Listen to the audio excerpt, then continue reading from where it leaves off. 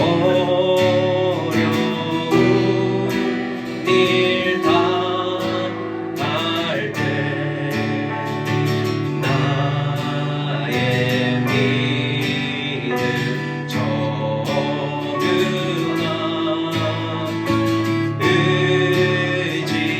의지하는 내 주를 더욱 의지하게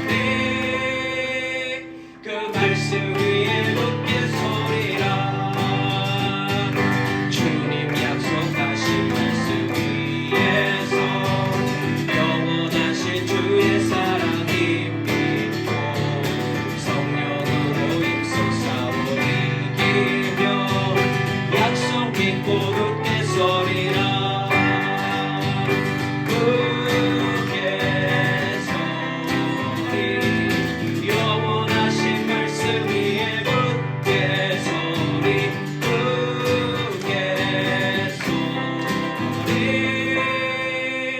그 말씀 위에 굳게 서리라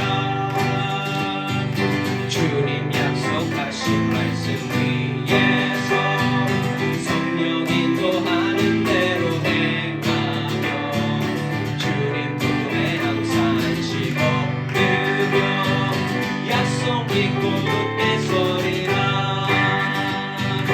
굳게 서리 영원하신 말씀 위에 굳게 서리 굳게 서리 그 말씀 위에 굳게 서리라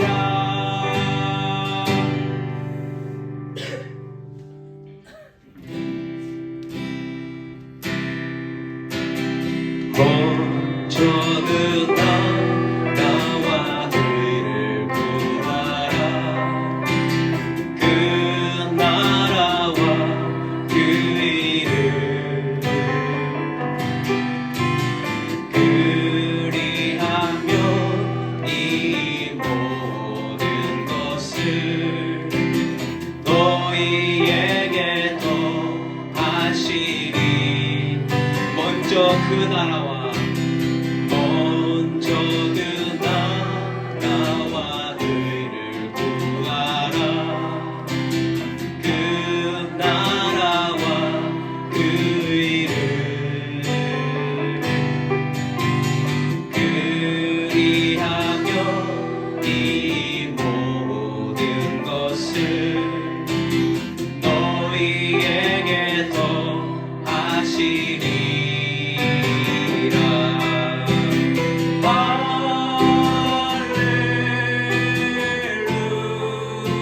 할렐루야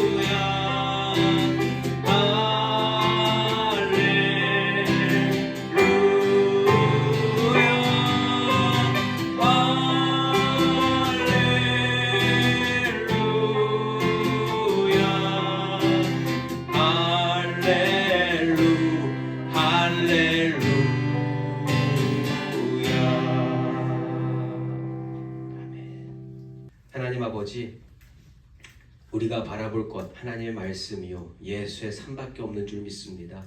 오늘도 그러한 마음으로 말씀을 보게 하여 주시옵시고, 오늘 말씀으로 가르쳐 주시는 예수의 삶을 통해 우리의 삶이 조금이나마 변화가 되고 우리의 삶이 조금이나마 닮아 있는 모습이 되게 하여 주시옵소서. 하나님께서 그렇게 인도하실 때에, 성령께서 감동 주실 때에 우리가 그렇게 살아갈 수 있는 줄 믿사오니 아버지, 성령이 충만하게 하시고 그렇게 삶으로 하나님께 영광 돌리는 우리 모두의 삶이 될 수 있도록 도와주시옵소서. 예수님의 이름으로 기도드립니다. 아멘. 오늘 말씀 요한복음 18장 1절에서 24절까지의 말씀인데요. 우리 교독하는 부분은 1절에서 11절까지의 말씀만 교독하도록 하겠습니다. 요한복음 18장 1절에서 11절까지의 말씀 함께 교독합니다.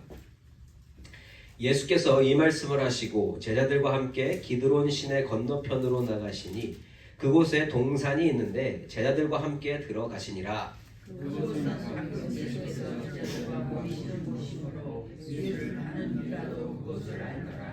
유다가 군대와 대제사장들과 바리새인들에게서 얻은 아랫사람들을 데리고 등과 횃불과 무기를 가지고 그리로 오는지라.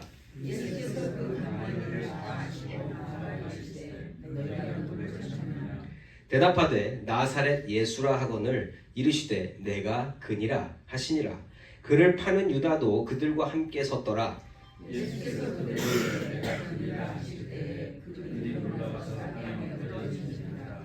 이에 다시 누구를 찾느냐고 물으신대 그들이 말하되 나사렛 예수라 하거늘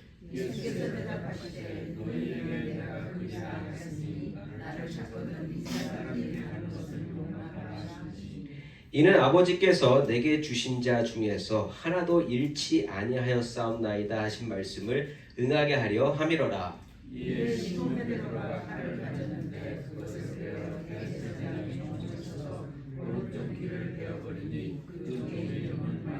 함께 읽습니다. 예수께서 베드로더러 이르시되 칼을 칼집에 꽂으라. 아버지께서 주신 잔을 내가 마시지 아니하겠느냐 하시니라. 아멘. 저는 오늘 정의로운 삶의 기준이라는 제목으로 말씀을 나누기 원합니다. 처음에도 인사했지만 여러분, 정의롭게 산다는 것 분명히 선하고 좋은 일입니다. 누구나 다 그거에 대해서 동경하고 산다라는 거죠. 자, 세상에 바라보는 정의는 어떤 걸까요? 정의롭다. 세상이 정의 구현을 외치고 있잖아요. 그 정의가 뭐냐는 거죠. 그런데 그러한 정의를 외치는 세상에 있는가 하면 세상 돌아가는 일을 보면 정의로워 보입니까? 정의롭지 않아 보입니까? 아무리 정의로운 걸 찾으려고 해도 안 정의로운 게 더 많아 보이는 게 이 세상이라는 거죠. 그러니까 마치 속은 느낌이에요. 정작 그 모든 일의 중심에 가보면 정의가 존재하지 않는 것 같고, 그래서 우리는 어쩌면 존재하지도 않는 정의를 위해서 싸우고 있는 것 같은 느낌도 받는다라는 거예요. 이렇게 사는 게 맞나? 예. 자, 그러면 우리는 어떻게 살아야 될까요? 정의가 없는 것 같아. 그럼 정의롭지 않게 사는 게 그러면 마음이 편하신가요? 또 그렇지도 않다라는 겁니다. 왜요? 우리의 양심이 무언가 정의로운 걸 자꾸 찾아요. 그래서 정의롭지 않은 것을 보면, 불의를 보면 우리는 어떻게 된다? 거기에 반응을 합니다. 그 정의로움을 바라고 있다라는 거예요. 이 돌고 돌면서 결론을 내릴 수 없는 사이클 속에서 우리는 끝까지 결론을 내리지 못하고 생을 마감하는 경우가 많다라는 겁니다. 자, 그러면 이러한 삶을 살아야 하는 저와 여러분이 잘 사는 방법이 뭘까요? 잘 사는 방법. 오늘 본문이 그러한 기준을 잘 잡아줍니다. 정의롭지 않은데 정의로워야 하는 세상에서 흔들리지 않는 기준을 오늘 본문이 제시해 준다. 그리고 그렇게 사는 것이 너무나 진정으로 복된 일이라는 것을 가르쳐 주시고 계십니다. 오늘 그 복된 것을 말씀을 통해서 받으시고 그 복된 것을 기준으로 사시며 인생을 매일매일 승리하며 살아가시는 저와 여러분이시기를 예수 이름으로 축원합니다. 자, 오늘 본문은 예수께서 붙잡히시는 장면을 담고 있습니다. 어떤 상황에서 어떻게 붙잡히시는지 우리가 살펴보도록 하겠습니다. 1절과 2절 말씀입니다. 예수께서 이 말씀을 하시고 제자들과 함께 기드론 시내 건너편으로 나가시니 그곳에 동산이 있는데 제자들과 함께 들어가시니라. 그곳은 가끔 예수께서 제자들과 모이시는 곳이므로 예수를 파는 유다도 그곳을 알더라. 아멘. 자, 1절에서 1절과 2절을 통해서 우리가 알 수 있는 것. 예수님은 지금 그냥 일상을 살고 계시다라는 거예요. 특별한 일 없습니다. 뭘 실수하시거나 일을 만드시거나 다른 특별한 행동을 하시지 않는다라는 거예요. 그저 일상을 지내시면서 하시던 대로 지금 처음 가시는 곳이 아니라 제자들과 함께 갔었던 기드론 시내 건너편에 있는 동산으로 제자들과 함께 가셨습니다. 거기는 유다도 잘 알고 있는 장소예요. 근데 오늘 마침 유다가 예수님을 체포하러 그 동산으로 오고 있다라는 거죠. 그러니까 일상적인 일들이 일어나고 있는 겁니다. 그리고 예수님의 체포 현장이 셋업이 돼요. 3절 말씀입니다. 유다가 군대와 대제사장들과 바리새인들에게서 얻은 아랫사람들을 데리고 등과 횃불과 무기를 가지고 그리로 오는지라. 아멘. 마치 약속이나 한 듯이 그 동산에서 딱 마주치게 됩니다. 지금 저기서 막 유다가 사람들을 끌고 막 오고 있는 거예요. 예. 자, 그냥 일상이라고 하면 너무 우연적이잖아요. 그렇죠? 어떻게 여기서 이렇게 만나게 될까? 이 제자들과의 추억도 함께 있는 그곳에서 예수님은 그 제자를 통해서 붙잡히시게 되어진다. 자, 근데요, 예수님은요, 이 사실을 다 알고 계셨습니다. 4절 말씀이에요. 예수께서 그 당할 일을 다 아시고 나아가 이르시되 너희가 누구를 찾느냐? 아멘. 예수님에게 다가오는 이 시간은요, 절대로 기다려지는 시간이 아니죠. 예, 뭐가 기다려지겠어요? 붙잡히면 죽는 건데. 고통과 절망, 아픔과 수모, 우리가 생각할 수 있는 나쁜 것들을 다 총동원해도 설명이 안 될 만한 그 안 좋은 상황이 예수님에게 지금 성큼성큼 다가오고 있는 중입니다.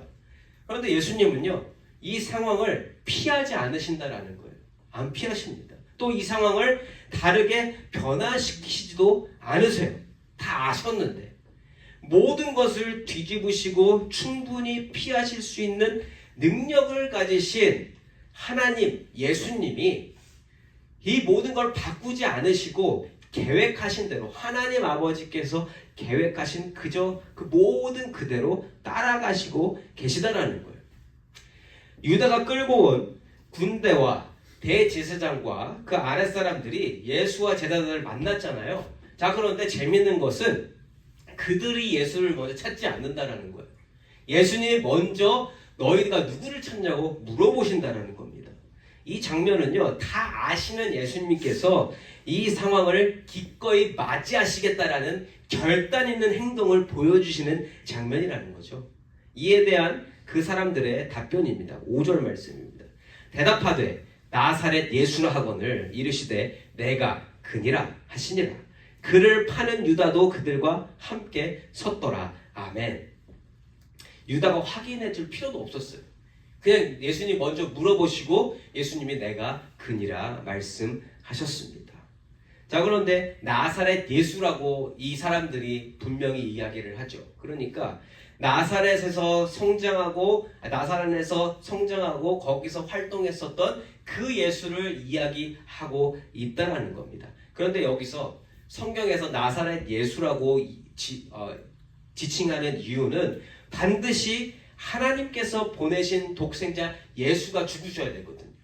그 예수 아니라 나사렛 예수 아니라 다른 예수가 나타나서 만약에 잡혀서 죽는다. 그러면 여러분 아무 의미가 없어지는 겁니다. 하나님의 구원 계획은 반드시 나사렛 예수께서 십자가에 박히셔야 됩니다. 그래서 성경은 그러한 모든 디테일들을 설명해주고 있다라는 거죠. 자, 6절 말씀입니다. 예수께서 그들에게 내가 그니라 하실 때에 그들이 물러가서 땅에 엎드러지는지라. 아멘. 이 장면이 좀 흥미로워요. 예. 이 부분은 지금 예수님을 잡으러 온 사람이잖아요. 그런데 예수님이 내가 그니라 하니까 다 땅에 엎드러져서 이렇게 절을 하는 행색을 보여주고 있습니다. 자, 그런데 여기서 왜 이러한 일이 일어났는가? 자, 지금 잡으러 온 사람은 다 유대인입니다. 모두가 유대인이에요. 그런데 유대인들은 율법을 잘 알고 있죠. 모세오경, 이 모세오경 율법을 잘 아는 사람들이잖아요. 그런데 이 6절에서 내가 그니라 하는 이 표현이 마치 모세가 처음 하나님을 만났을 때 하나님이 나는 스스로 있는 자니라 하는 그 어조하고 비슷했던 거예요. 그러니까 예수님은 잡히시는 이 상황에서도 그의 신성을 드러내고 계시는 겁니다. 그렇게 그냥 말씀하셨는데 사람들이 엎드려져서 자기도 모르게 그 앞에 절을 하게 되더라. 그러니까 이런 잡히시는 이 모든 상황 속에서도 예수님은 여전히 사역을 하시고 계시다라는 거예요. 여전히 그가 누구신지를 밝히고 계시고 예수님의 이 모든 일이 하나님과 관계된 일임을 아주 적극적으로 보여주시고 계시다라는 겁니다. 그러니까 예수님의 죽으심은요, 무작정 끌려가셔서 무참히 처단되시는 그러한 단순한 일이 아니라는 거예요. 이마저도 다 계획대로 한순간 한순간이 하나님의 계획대로 되어짐으로 말미암아 마침내 구원 계획이 이루어지는 놀라운 기적의 역사라는 겁니다. 이 너무 놀랍지 않아요? 잡으러 온 사람들이 왜 거기서 앞에 꼬꾸라지냐는 거예요. 예수님께서 당신의 그 신성을 보이신 이후에 다시금 예수님이 바로 붙잡혀서 죽으셔야 하는 그 하나님 아들이심을 드러내시는 거예요. 내가 바로 그니라. 그리고 그의 사역을 이어갔어요. 7절부터 9절까지 말씀입니다. 이에 다시 누구를 찾느냐고 물으신대 그들이 말하되 나사렛 예수라 하거늘 예수께서 대답하시되 너희에게 내가 그니라 하였으니 나를 찾거든 이 사람들이 가는 것은 용납하라 하시니 이는 아버지께서 내게 주신 자 중에서 하나도 잃지 아니하였사옵나이다 하신 말씀을 응하게 하려 함이로라. 아멘. 여기서 또 나타나는 게 있습니다. 그냥 일이 이루어지지 않는다는 거예요. 예수님의 신성을 드러내셨을 뿐 아니라 동시에 이 땅에 목자로 오셔서 이 땅에 오신 그 사명을 감당하시는 모습을 또 보여주시고 계신다는 거예요. 이 요한복음 17장 12절에서 이미 한번 말씀하셨던 내용의 다시 이 9절에서 반복됩니다. 내게 주신 자 중에서, 그러니까 아버지께서 내게 주신 자 중에서 하나도 잃지 아니하였습니다. 다 지켜냈다라는 것을 오늘 예수님은 이 모든 걸 순종하시면서도 그걸 지켜내시더라는 거예요. 말씀을 지켜내시더라. 말씀이 성취되는 것을 분명하게 보여주시더라. 예수님은요, 제자들을 끝까지 지키십니다. 예수님의 말씀하심과 행동하심은요, 한결같으세요. 단 한 번도 헛된 말을 하신 적이 없으시고 하신 말씀은 반드시 지키신 분이 우리 예수님이십니다. 그래서 죄가 없으시다라는 거예요. 어떤 상황에도 아랑곳하지 않으시고 하나님이 말씀하신 거라면, 그리고 예수님이 말씀하신 거라면 반드시 지키신다. 이게 너무너무 중요한 사실입니다. 그러한 순종의 모습을 통하여서 예수를 보고 예수를 경험하고 예수에 대해서 전해 듣는 자들이 예수가 전하는 하나님을 알고 만나며 하나님을 믿게 한다는 거예요. 예수의 삶과 행동에는요, 아무런 문제가 없습니다. 그렇죠? 예수님은 죄가 없으신 분이시잖아요. 그러니까 예수님이 하시는 일에는 그 하나도 잘못된 게 없다. 인정하십니까? 죄 없으신 예수님처럼 사는 인생은 어떻게 봐도, 어느 각도로 봐도 죄가 없다. 문제가 없다라는 겁니다. 그런데 오늘 현실은 어때요? 그 예수님이 붙잡히시고 계시다라는 거예요. 붙잡으러 왔습니다. 이건 정당한 모습입니까? 이게 정의로운 모습일까요? 여기서 정의를 찾으실 수 있는 분 혹시 뭐가 정의로운지 발견하실 수 있으신 분? 정의로운 모습이 안 보인다라는 거예요. 자, 이렇게 정의롭지 못한 모습을 보고 열받은 사람들이 있어요. 누구예요? 제자들이겠죠. 아니, 어떻게 예수님 같은 분을 지금 잡으러 왔냐. 그리고 유다를 봤을 때 유다에게도 되게 열받지 않았을까요? 지금 막 이 모든 상황 가운데 열받아서 그 대표자로 지금 베드로가 나섭니다. 10절과 11절이에요. 이에 시몬 베드로가 칼을 가졌는데 그것을 빼어 대제사장의 종을 쳐서 오른편 귀를 베어버리니 그 종의 이름은 말고라. 예수께서 베드로더러 이르시되 칼을 칼집에 꽂으라. 아버지께서 주신 잔을 내가 마시지 아니하겠느냐 하시니라. 아멘. 이 정의라고 하면 정의라고 할 수 있어요. 이 정의로운 마음을 가지고 칼을 빼내어서 이 대제사장의 종의 귀를 베어버린 베드로. 베드로의 행동 정당합니까? 정당하지 않습니까? 어떻게 생각하세요? 뭘 기준으로 정당하다고 하신 겁니까? 예수님 편에서 생각하면 굉장히 정당한 거죠. 그런데 대제사장 편에 서면 정당한 겁니까? 안 정당한 겁니까? 어떻게 생각하세요? 이 정당과 이 정의로움을 찾을 수, 뭐에 맞춰서 찾아야 되는지 우리가 헷갈린다라는 거예요. 예. 이게 이중잣대 아니에요? 이쪽으로 가면 이렇게 맞고 저쪽으로 가면 저렇게 맞고. 이게 만약에 이 사건, 베드로의 사건을 요즘처럼 고소장이 접수되고 재판으로 가면 변호사 붙고 검사가 서로 싸우면서 어떻게 될지는 잘 모르겠어요. 이게 죄가 뭔지를 찾는 거지. 여러분, 재판은요, 정의로운 걸 찾는 겁니까? 그냥 죄를 밝히는 겁니까? 그냥 죄를 밝히는 거예요. 이 사회가 지키는 죄 안에, 아니, 이 법 안에서 죄인지 죄 아닌지를 밝히는 게 재판이지, 정의로움을 밝히는 게 재판이 아니더라는 거죠. 그래서 억울한 경우 많아요, 안 많아요? 복장은 터지는데 결과는 다르게 나오는 그러한 경우가 많이 있을 수 있다. 그러니까 이 세상의 재판도 정의를 위한 건 아니라는 겁니다. 도대체 이 정의가 어디 있냐고 우리가 계속 물어보지만 찾기는 힘들다라는 겁니다.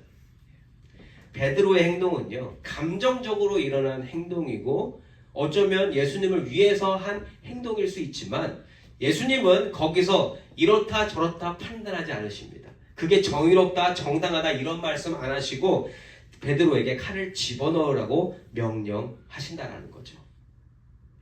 예수님은 이 상황에서 지금 뭘 판단하시려고 계시는 분이 아니시라는 겁니다. 그렇기 때문에 11절 후반에 아버지께서 주신 잔을 내가 마시지 아니하겠느냐라고 말씀을 하시는 거예요. 자, 그러면 이 말씀을 하시는 거 뭘 기준으로 말씀하실까요? 예수님이 지금 가지신 기준이 뭐냐는 거예요. 무엇을 기준으로 모든 상황을 판단하시는가? 나를 위한 겁니까? 아니에요. 예수님의 시선은 예수님께서 감당하셔야 할 일, 즉 하나님께서 주신 말씀의 기준이 있다라는 거예요.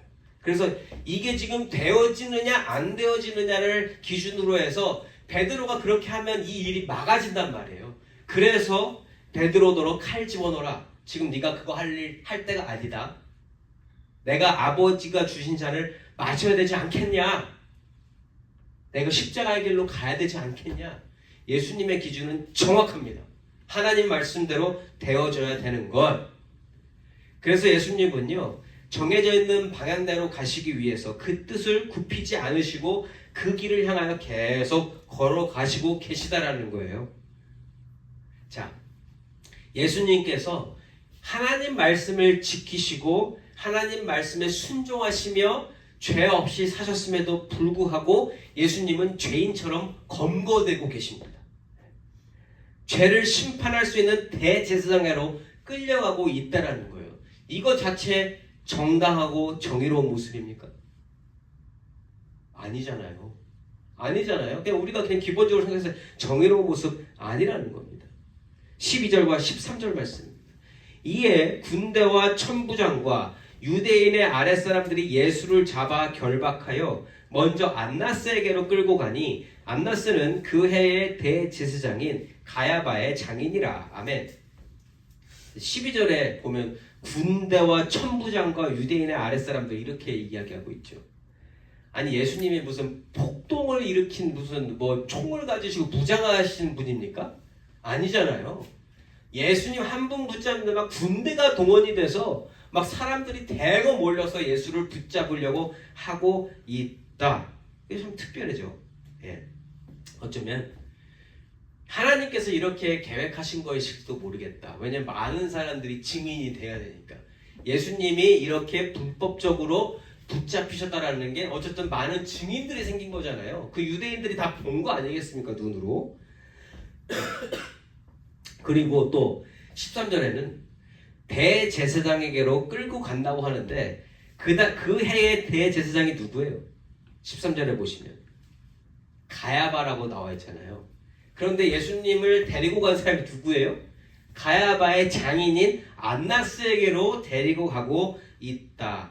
이거 좀 이상하지 않아요? 왜 안나스에게 갔을까? 자, 지금 우리가 지난번에도 한번 우리가 살펴봤었는데 대제사장이라는 표현이 나올 때에 대제사장은 한 명일 수밖에 없어요. 종신직이기 때문에. 그런데 그 대제사장 옆에서 돕는 사람들도 대제사장이라고 불렀었다. 그리고요, 로마가 통치하게 되면서 이 대제사장의 성격이 좀 바뀌었습니다. 이 정치적인 수단이 되어버려서 이 하나님께서 주신 율법대로 대제사장이 세워져야 되는데 나중에는 이게 권력으로 사용이 되어지다 보니까 근데 로마에서 명령이 내요. 야, 대제사장 갈아치워. 그러면 그렇게 갈아치워지는 그러한 모습이 만들어졌었다. 그래서 안나스도 AD 5년에서 16년까지 대제사장이었거든요. 근데 어쨌든 이게 권력 거기서 어떻게 돼서 그 자리에서 내려오게 되고 다시 다른 사람이 대제사장이 되었는데 현재 예수님이 붙잡히실 때 대제사장은 가야바입니다. 그런데 안나스가 대제사장은 아니지만 대제사장급의 권력을 가지고 있었던 거죠. 그러니까 사람들이 지금 그 사람 말고 이 사람한테 가서 우리가 신문을 하자. 왜냐하면 영향력이 더 있는 사람이니까. 가서 안나스에게 신문 받아서 사람들에게 이 사람 잘못했다라는 걸 밝혀내자. 이렇게 하려고 안나스에게로 데려갔던 것입니다. 그러니까 법적으로 하면 대제사장, 현직 대제사장에게 가야 되는데 안나스에게 가는 거 이거 불법입니까? 합법입니까? 불법이잖아요. 그러니까 다 정의로운 게 하나도 없어요. 지금 정의로운 게 없어요. 예수께서 붙잡히신 것도 불법이고 구속영장이 발부된 것도 아니잖아요. 누가 잡으러 가라고 한 것도 아닌데 잡으러 간 것도 불법이지만 또 군대까지 동원해서 잡아서 결국에 끌고 간 것이 누구다? 아무도 아닌 안나스예요. 이거 뭐하는 짓이냐? 우리가 이렇게 볼 수 있습니다. 자, 그래서 예수님을 잡을 이유도 없고 예수님을 심판할 사람도 불확실한 이 상황. 그냥 이것은요, 오직 예수를 잡아 죽이고 싶은 사람들의 그냥 마음이 똘똘 뭉쳐서 일어난 일이지 아무것도 합법적이고 정의로운 일은 없다라는 거예요. 모든 일들이 다 이중잣대로 지금 되어지고 있는 거예요. 그냥 내 기준에 맞으면 되는 거, 옳은 거. 한쪽으로 심하게 기울어지는 모습을 우리가 확인할 수 있습니다. 자, 그렇게 우선 이 장면을 끝내고요. 이제 베드로, 아까 말고의 귀를 내려쳤던 베드로도 행동을 보여주는데 베드로의 행동은 또 정의롭냐? 자꾸 헷갈려. 이 사람 진짜 뭘 위해서 있는지 잘 모르겠는 모습이 15절에서 18절까지의 말씀 속에 담겨져 있습니다. 이 사람의 모습이 자꾸 빗나가요. 선한 모습도 아니고 정의로운 모습도 아니고 이제는 거짓말까지 하면서 예수의 제자된 자로서의 이미지도 실추시킵니다. 17절과 18절 말씀입니다. 문 지키는 여종이, 이 문은 안나스 집 문이에요. 문 지키는 여종이 베드로에게 말하되 너도 이 사람의 제자 중 하나가 아니냐 하니 그가 말하되 나는 아니라 하고 그때가 추운 고로 종과 아랫사람들이 불을 피우고 서서 쬐니 베드로도 함께 서서 쬐더라. 아멘. 이게 코미디 같은 장면이에요. 예. 대제사장의 종을 쳐서 아프게 한 사람이잖아요. 예. 아까는 막 되게 칼 뽑아가지고 뭐 대단한 사람처럼 하더니만 지금은 어때요? 너 그 사람 저게 제자 아니야? 아닌데. 예, 뻔뻔하게 거짓말하면서 거기에 서 있다. 지금 시침이 떼고 있어요. 그런데 또 인간적으로 날씨는 추우니까 그 옆에 불은 또 쬐고 있어요. 되게 웃긴 거 아니에요? 코미디 같은 모습이 보이고 있다. 베드로의 모습, 여러분 정당하고 정의롭습니까? 아니, 하나도 정의롭지 않아요. 멋있지도 않아요. 예. 베드로가 이렇게 지금 행동하고 있을 때 안나스가 또 이제 나서야 되지 않겠어요? 예수가 그 앞에 있으니까 그를 붙잡아야 할 이유를 찾으려고 신문을 해요. 19절 말씀입니다.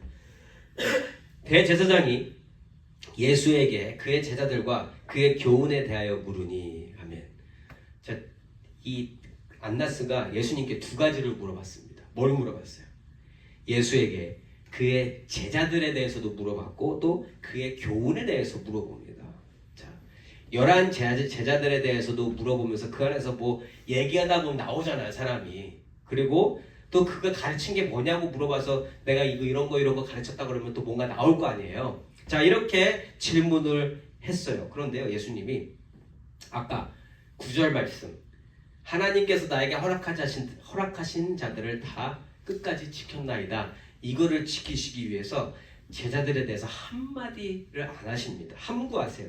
예. 왜냐하면 그들에 대해서 이야기하는 즉시 뭔가 꼬투리 잡혀서 피해를 입을 걸 아시기 때문에 말씀을 안 하신다라는 거예요.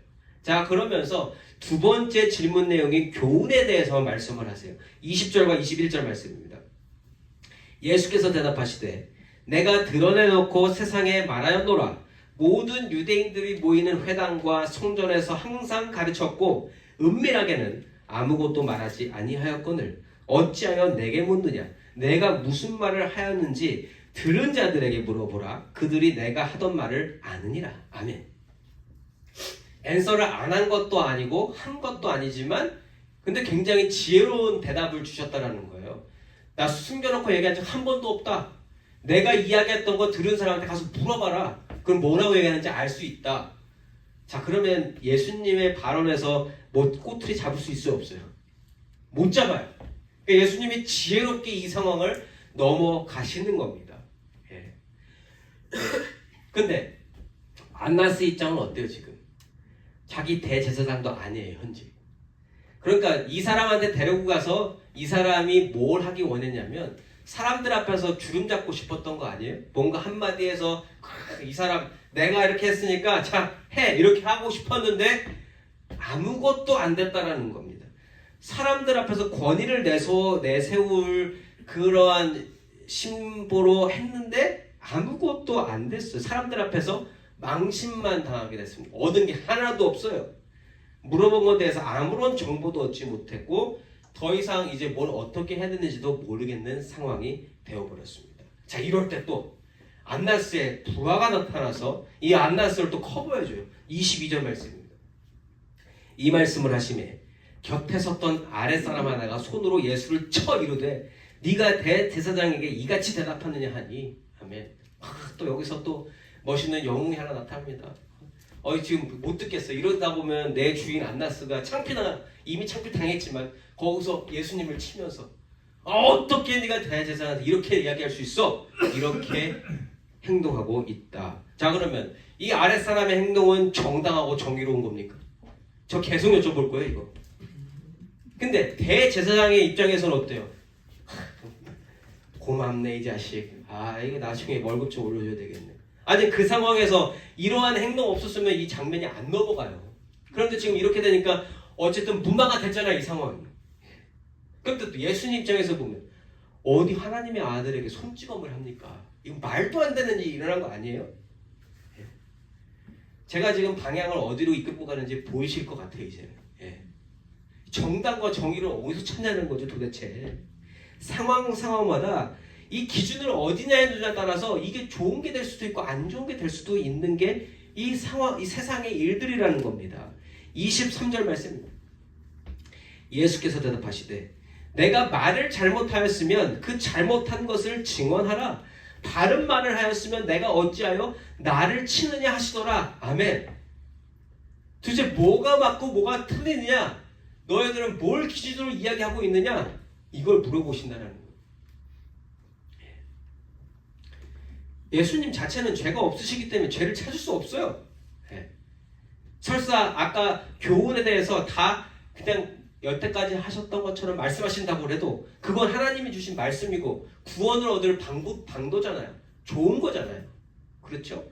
그렇게 하셨다 한들 죄가 없으실 텐데 지금은 목꼬투리 잡을 것도 없는 상황이라는 거예요. 대제사장 입장에서는 괘씸죄는 찾을 수 있겠죠. 아주 내 앞에서 이렇게 나를 망신 주고 창피를 줘? 이렇게 할 수 있지만 율법에 비추어 봤을 때 죄는 없다라는 겁니다. 죄는 없어요. 자, 이렇게 되니까 안나스가 어떻게 해요? 자기 사위한테 보내는 거죠. 자기가 할 수가 없으니까 야 네가 알아서 해라. 그래서 24절에 안나스가 예수를 결박한 그대로 대제사장 가야바에게 보내니라. 아멘. 겨우 이렇게 돼서 겨우 현행법으로 이제 진짜 진행이 되게 되는 겁니다. 그거 자체도 말이 안 되는 거지만 예수님은 이유가 불분명한 명분으로 체포당하시고 신문당하시고 여기저기 끌려다니고 계십니다. 그러시면서도 하나님께서 맡겨주신 11제자를 지켜내시는 동시에 하나님이 계획하신 것이 하나도 흐트러지지 않게끔 모든 것을 다 이루어 가시는 모습을 보여주시고 계시는 겁니다. 예수님은 흐트러짐이 없었어요. 사랑하는 성도 여러분, 오늘 말씀에서 제가 생각해보고 싶은 건 하나예요. 하나. 예수님은 무엇을 기준 삼아서 행동하고 계시냐라는 거예요. 그리고 예수님은 결론을 냅니다.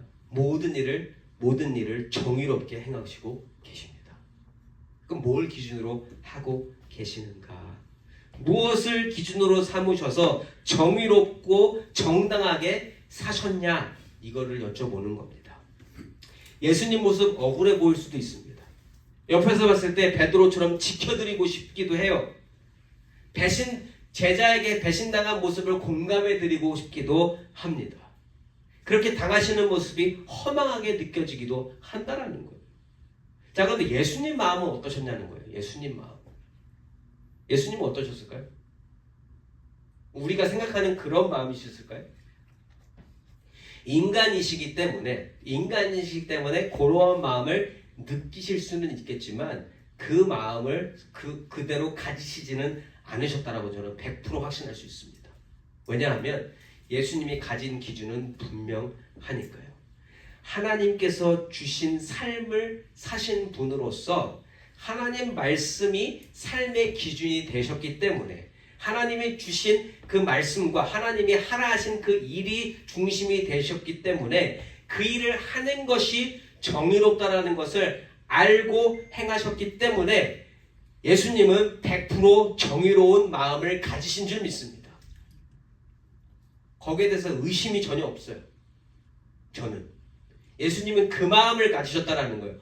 억울하시지만 억울한 것보다 더 큰 게 뭐다? 하나님 일이 하나님 말씀하신 대로 되어지는 게 예수님께 가장 좋은 겁니다.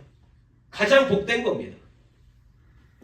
예수님은 정의로움이 무엇인지를 오늘 가르쳐 주시는 분이에요. 그런데 우리가 생각하는 정의로움과 색깔이 같냐는 거예요. 방향이 같냐. 우리가 원하는 정의의 용사 하면 누가 떠올라요? 정의의 용사 하면은 베드로? 정의의 용사 하면 왠지 슈퍼맨이 막 떠오를 것 같고, 이 세상에 슈퍼히어로들이 막 나와가지고 정의를 외치면서 그 악인들을 다 무찔러주고 나쁜 상황에 다 나타나가지고 모든 악인들을 다 없애주잖아요. 그래서 우리가 막 슈퍼히어로에 열광하는 거 아니겠습니까? 그런 히어로가 되고 싶고 그 히어로의 어떤 그 공로를 우리는 높이 사잖아요. 예수님이 그런 슈퍼 히어로보다 더 뛰어난 히어로가 되실 수 있다 없다? 있다. 능력은 있으시다. 그런데 예수님은 그러한 방법으로는 정의로움을 보여주시지 않는다라는 거예요. 예수님이 정의로움을 보여주시는 모습은 모든 이 땅에 있는 모든 악 있잖아요. 그 악을 다 담당하시고 십자가에서 죽으심으로 그 죄를 다 이겼다라는 것을 보여주시는 분이 우리 예수님이에요. 그러니까 그냥 순간순간 일어나는 죄악들을 해결하는 슈퍼히어로보다 훨씬 크신 분이 우리 예수님이시라는 거죠.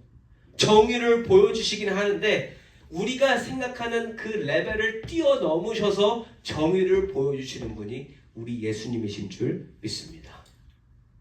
고로 우리가 정의로움을 찾을 때 그 레벨까지 가야 된다는 거예요. 우리가 정의로움을 찾고 싶을 때 예수님의 정의로움을 가까이 가야 진짜 정의로운 게 무엇인지를 찾을 수 있게 된다는 겁니다. 따라오셨어요, 여기까지? 우리가 정의롭게 살아야 된다는 게 무슨 뜻이에요? 결국에는 예수님처럼 사는 겁니다. 예수님이 하나님 말씀을 기준으로 정의롭게 사신 것처럼 우리도 하나님 말씀이 기준이 되어야 진정 정의로운 모습이 만들어질 수 있다는 거예요. 우리의 억울함 때문에 정의로움이 망가지면 안 된다는 거예요. 여러분, 우리가 억울할 일이 한두 가지입니까? 이 세상이 우리를 흡족하게 해주는 게 목적일까요? 아니면 우리가 어떻게 보면 우리가 이용당하는 게 더 맞을까요? 우리가 이용당하는 게 맞아요, 솔직히. 그렇지 않아요? 세상은 계속 머리 씁니다. 이용당하게 하려고 우리가. 대기업하고 맞서서 이길 수 있는 사람이 있을까요? 제가 교회에서 행정을 담당하면서 그 가장 말이 안 되는 것들이 그거예요. 대기업하고 계약을 맺잖아요. 컨트랙을 맺잖아요. 그래서 뭐 사인할 때는 뭐 다 해줄 것처럼 얘기해요. 그런데 캔슬할 때 그 조항들이 하나하나 있어가지고 그 캔슬 안 되는데? 왜? 거기 나와 명시돼 있잖아. 그거대로 안 하면 너 이거 세배 물어야 돼. 그러니까 그런데 대기업에서 뭐 사고가 나거나 뭐가 이행이 안 됐어요. 그래서 컴플레인 하잖아요. Too bad. We can't do anything. 그러면 커스터머 입장에서 할 수 있는 게 있다 없다? 아무것도 없어요. 그냥 참아야 돼요. 그래서 캔슬한다 그러면 너 캔슬 지금 안 되는데? 그러니까 제가 이렇게 예를 하나 든 거잖아요. 이런 것도 억울한데 우리가 법정에 가서 억울한 일 당하는 거 참 많이 보잖아요. 그렇죠? 드라마에서. 실제적으로 우리가 여러분들 다 착하시니까 죄를 안 지실 거예요. 법정에 안 가시잖아요. 그런데 그러한 드라마나 영화 보면 그런 거 많이 다루잖아요. 억울한 일들. 근데 그 억울함이 풀던가요? 안 풀려요. 세상은 계속 머리 쓰고요. 우리를 속임수 가운데로 넘어가게 하려고 굉장히 노력한다는 거예요. 예수님처럼 붙잡혀가서 모욕과 수치와 고통을 당한다 하더라도 여러분 그거를 이겨낼 수 있는 방법 하나는 하나님 말씀을 기준으로 삼는 거예요. 그거 아니면 우리가 억울함을 풀 방법이 전혀 없다. 예수 믿는 저와 여러분, 예수님께서 가지셨던 그 기준을 가지고 살아갈 때에만 세상을 능히 이길 수 있는 줄 믿습니다. 세상을 이긴다는 게 속 시원해진다는 거 아니에요. 그 세상을 그 위에서 바라보고 그거를 그냥 이렇게 안을 수 있다는 겁니다. 예수님이 속이 시원하셨겠어요? 십자가 고통 당하시는 게 속 시원한 일 아니라는 거예요. 그러나 멀리 봤을 때 예수님은 그 모든 걸 다 승리하신 분이십니다. 우리가 이거 붙들고 가야 된다는 거예요. 그럼 한 가지 질문 드립니다. 저와 여러분이 예수님처럼 살 수 있어요, 없어요? 죽었다 깨나도 할 수 있습니까, 없습니까? 없어요. 자, 그런데 죄 하나도 없으신 예수님이 오늘의 일을 당하셨다면 죄투성인 저와 여러분이 험한 걸 당하는 건 당연한 일이라는 거예요. 그렇지 않아요? 그러한 개념으로 생각했을 때 그럼 저와 여러분이 오늘 험한 걸 안 당하고 당하는 건 기적입니다. 감사한 일이라는 거예요. 그러니까 우리가 험한 걸 당할 찬스가 어마어마하다라는 거예요. 그런데 그걸 오늘 안 당하는 것 자체가 굉장히 감사한 일이다. 제가 이걸 여러분들에게 심리적으로 이거 아니에요. 진짜예요. 우리가 오늘 그냥 있는 그대로 살고 그냥 정직하게 살았는데 정직함을 인정받는 거 이거 굉장한 은혜라는 겁니다. 그렇게 살아도 억울한 일 당할 수 있다 없다? 있다. 예수님이 당하셨는데 우리가 못 당할 일이 뭐가 있겠냐라는 거예요. 오늘 나에게 별일이 없는 것. 사람들이 나를 죄인으로 몰아가지 않는 것이 얼마나 감사한 일인지 모르겠습니다. 우리가 바라봐야 할 건 우리를 죄악에서 건지신 하나님의 은혜밖에 없는 줄 믿습니다. 죄인으로 몰린다 그래도 하나님이 아니라고 하시면 아닌 걸 가지고 가는 사람, 그 사람이 정의로운 사람이고요. 어떠한 상황에서도 하나님 말씀대로 모든 것을 판단하고 그 방향으로 가는 사람이 진짜 정의로운 사람인 줄 믿습니다. 예수님처럼 예수님을 기준으로 삼아서 그 은혜 속에서 들려지는 하나님 말씀과 말씀으로 증거되는 하나님의 뜻과 하나님 나라를 꿈꾸며 살아갈 때에 우리가 마침내 이 세상을 참고 인내할 수 있게 된다는 거예요. 이유를 가지고 인내할 수 있다는 거예요. 그냥 당하면 어렵습니다. 그냥 억울합니다. 그런데 이제는 억울해도 하나님이 나를 인정하셨으니까 나는 괜찮구나 할 수 있는 근거를 찾아가라는 거예요. 근거를. 이번 한 주간 살아가시면서 오직 하나님 기준에서 정의롭게 정당함으로 사셨던 예수님을 기억하시면서 하나님 말씀을 기준으로 삼아 이 삐뚤어진 세상을 초월하며 살아가시며 오늘 나에게 아무런 일도 일어나지 않음이 감사함으로 하나님께 올려드려지는 귀하고 복된 우리 트루스 교회 성도님들이시기를 예수 이름으로 축원합니다.